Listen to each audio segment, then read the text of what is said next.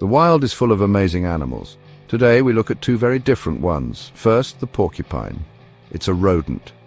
Yes, like a very large spiky mouse. It lives in forests and grasslands. Porcupines are mostly gentle. They love to eat plants, roots and bark, but don't let their calm nature fool you. They have an incredible way to stay safe. This animal is a true survivor out here. Then we have the tiger. What a beast. This is one of the biggest cats on earth. Its orange fur has dark black stripes. These stripes help it hide in tall grass. Tigers are powerful, very, very strong. They live in parts of Asia. They are apex predators at the top. This means they hunt other animals for food. Few creatures would dare challenge a tiger. It is the king of its jungle domain. So here's the big question for us today. Can a small porcupine outsmart a huge tiger?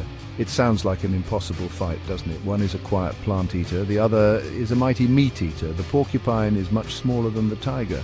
It doesn't have sharp teeth or claws for attack, but survival in the wild is full of surprises. Sometimes brains and good defense beat brute strength. Let's explore this wild matchup. Both these animals are built for survival. The tiger uses its power to hunt. The porcupine uses its unique body to defend. Life in the wild is a constant test. Every day animals face danger. They must find food and avoid becoming food. The porcupine and tiger shows two ways to live. One is about quiet defense. The other is about powerful attack. It's a classic standoff in the animal kingdom. A porcupine's main defense is its quills. These aren't just ordinary hairs. Oh no, they are long, stiff, and very sharp needles. A single porcupine can have over 30,000 quills. They cover most of its body. These quills are made of keratin. That's the same stuff as our fingernails and hair, but much, much tougher and sharper. They are nature's very own spears. A truly brilliant defensive armor. Now, porcupines don't shoot their quills. That's a common myth, a tall tale. Instead, the quills come off very easily. If a predator touches the porcupine, quills stick in. The porcupine tries to avoid a fight. First, it will give a warning. It might stamp its feet or rattle its quills. This makes a scary sound in the quiet forest. It's saying, "Stay away, I'm dangerous." This warning is often enough for many animals. If a predator is foolish and attacks, the porcupine will turn its back. Then it might run backwards into the enemy.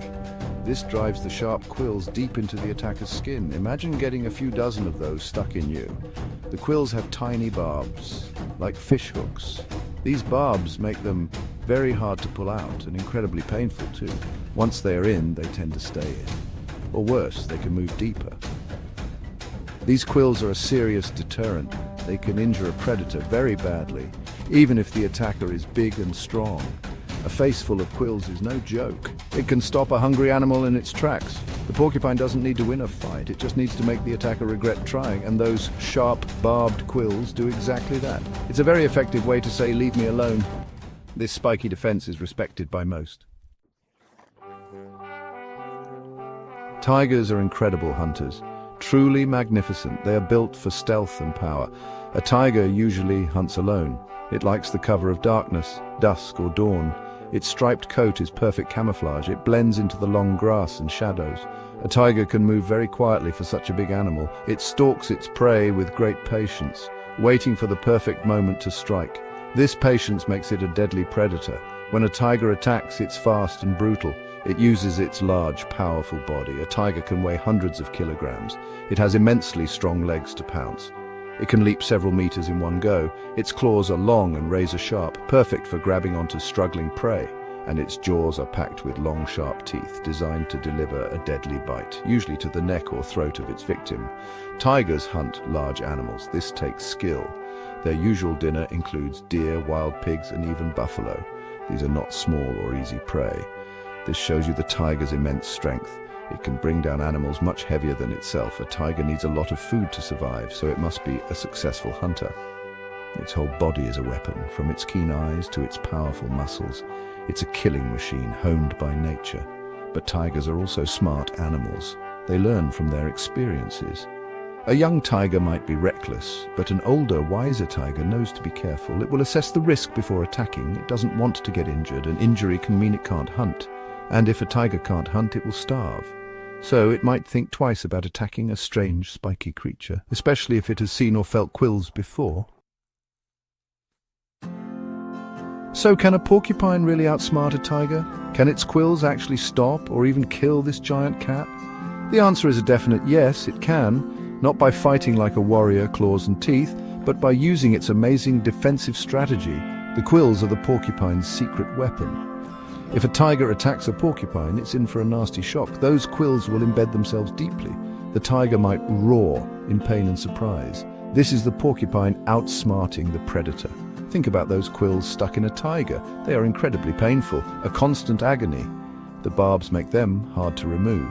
A tiger can't easily pull them out with its paws, and every movement makes them dig deeper. Sometimes quills can break off under the skin. This can lead to terrible infections. A tiger with a mouthful of quills can't eat.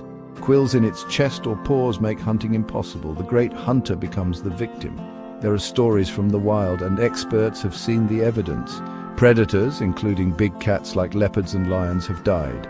They died slowly from porcupine quill injuries, not directly from the porcupine's attack, but from starvation or severe infection later on. A tiger is no different. It faces the same risk. One wrong move, one moment of carelessness, and a meal can turn into a death sentence. Even the mighty tiger must respect the porcupine. So to answer our big question, a porcupine can indeed outsmart a tiger.